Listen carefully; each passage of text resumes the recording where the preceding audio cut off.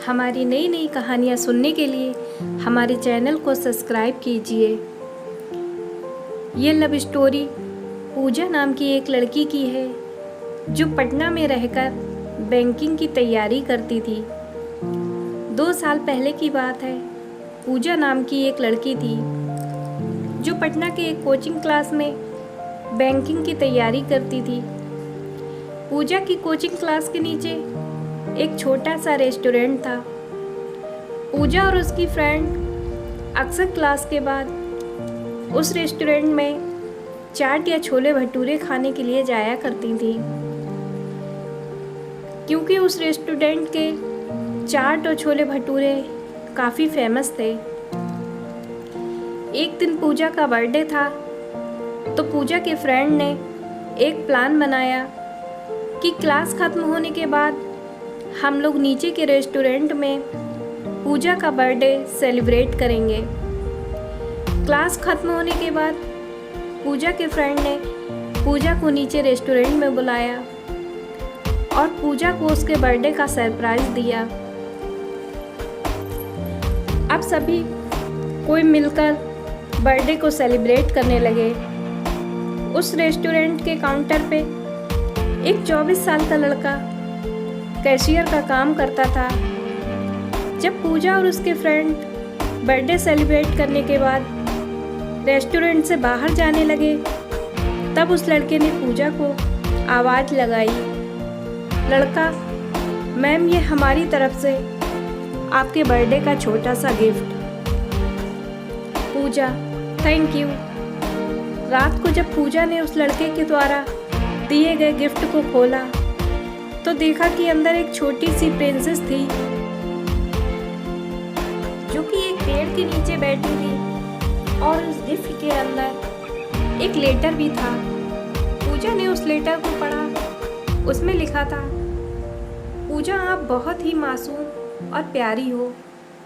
जब भी आप रेस्टोरेंट में आती हो तो मेरी नज़रें सिर्फ आपके चेहरे को ही देखती रहती हैं। आपकी मुस्कुराहट को देखकर मेरे चेहरे पे भी एक चमक आ जाती है। वैसे मेरा नाम रोहित है। अगले दिन जब पूजा और उसकी फ्रेंड रेस्टोरेंट में आए तो काउंटर पे बैठा रोहित पूजा की तरफ ही देख रहा था, लेकिन पूजा ने अपनी नज़रें झुका ली और अपनी फ्रेंड से बात करने लगी। अब जब भी पूजा रेस्टोरेंट आती तो रोहित की तरफ एक झलक देखती और फिर उसे इग्नोर करने लगती, और इसी तरह कुछ समय बीत गया। रोहित पूजा से बात करना चाहता था, लेकिन पूजा की तरफ से कोई जवाब नहीं मिलने के कारण रोहित भी बात करने की हिम्मत नहीं जुटा पा रहा था। एक दिन जब क्लास के बाद पूजा रेस्टोरेंट आती है तो देखती है कि काउंटर पे रोहित की जगह कोई दूसरा लड़का बैठा है। पूजा सोचती है कि शायद रोहित की तबीयत खराब हो गई, इसलिए वह आज काम पे नहीं आया।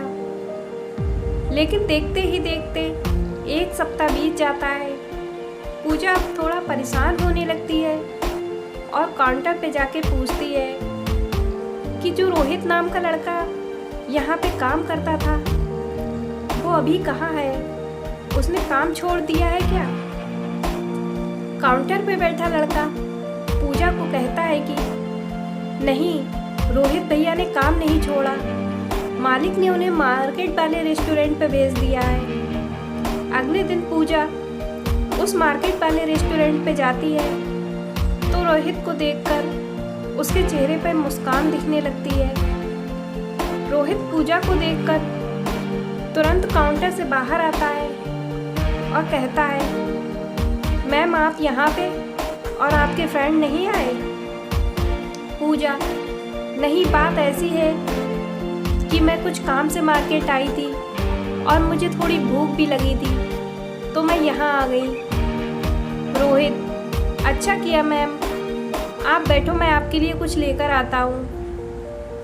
पूजा, आपका नाम रोहित है ना? रोहित, हाँ। पूजा, मुझे आपसे कुछ बात करनी है, क्या आप कल मुझसे क्लास के बाद मिल सकते हो? रोहित, ठीक है मैम, कल मैं क्लास के बाद आपसे मिलूँगा। क्लास खत्म होने के बाद दोनों मिलते हैं। पूजा रोहित से कहती है कि देखो, आप मुझे अच्छे लगते हो, लेकिन मैं इस प्यार में नहीं पड़ना चाहती। मुझे अपनी पढ़ाई और करियर को देखना है। रोहित ने कहा, देखो मैम, मैं ऐसा कुछ नहीं करूँगा जिससे कि आपकी पढ़ाई को नुकसान हो, लेकिन मैं क्या करूँ, आपको देखते ही मुझे कब आपसे प्यार हो गया मुझे पता ही नहीं चला। अब दिल चाहता है कि अपनी पूरी ज़िंदगी आपके साथ रहूं। पूजा रोहित की बात सुनकर वहाँ से चली जाती है। रात में पूजा सिर्फ रोहित के बारे में ही सोच रही थी, क्योंकि पूजा के दिल में भी रोहित के लिए प्यार जगने लगा था। अगले दिन शाम में पूजा मार्केट वाले रेस्टोरेंट में जाती है और रोहित को एक लेटर देकर वहाँ से चली जाती है। रोहित जब उस लेटर को पढ़ता है तो इसमें लिखा रहता है, रोहित, मुझे भी अब तुमसे प्यार होने लगा है। ये पढ़कर रोहित के खुशी का ठिकाना नहीं रहता। वह उस लेटर को चूमता है और अपनी जेब में रख लेता है। तो इस तरह से पूजा और रोहित दोनों एक दूसरे से प्यार करने लगते हैं।